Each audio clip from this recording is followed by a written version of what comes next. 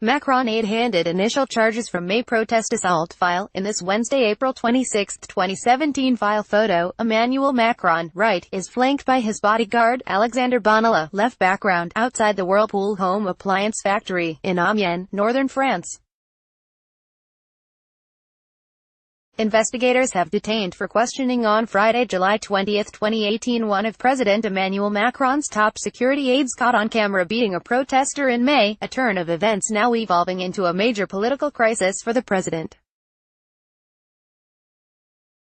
The presidential Élysée palace said it is taking steps to fire Alexander Bonilla, who was identified earlier this week by the newspaper Le Monde for beating a young protester during May Day protests while wearing a police helmet. AP photo, Thibaut Camus, file, Paris, AP. A French judge handed preliminary charges Sunday to one of President Emmanuel Macron's top security aides after video surfaced that showed him beating a protester at a May Day demonstration. The initial charges against Alexander Bonilla came the same day French authorities opened a judicial investigation of the assault. The multiple alleged offenses included violence, interfering in the exercise of public office and the unauthorized public display of official insignia. The video made public by Le Monde newspaper on Wednesday has sparked the first major political crisis for Macron since he took office last year. Lawmakers and the president's political opponents have questioned why Bonilla was not fired and referred for prosecution when presidential officials learned about the beating months ago. The recording shows Bonilla, who is not a police officer, wearing a police helmet at the May 1st protest. Surrounded by riot police, he brutally dragged a woman from the crowd and then repeatedly beat a young male protester on the ground. The man was heard begging Bonilla to stop. The officers did not intervene.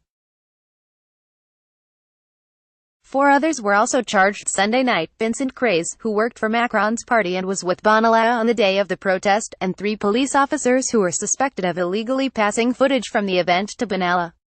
Craze was handed preliminary charges of violence and prohibited possession of a weapon. Bonilla, 26, handled Macron's campaign security and remained close to France's youngest president after his election. The presidential palace initiated proceedings to fire Bonilla Friday and investigators raided his house Saturday. Macron's office has said Bonilla only was supposed to be accompanying officers to the May protest as an observer.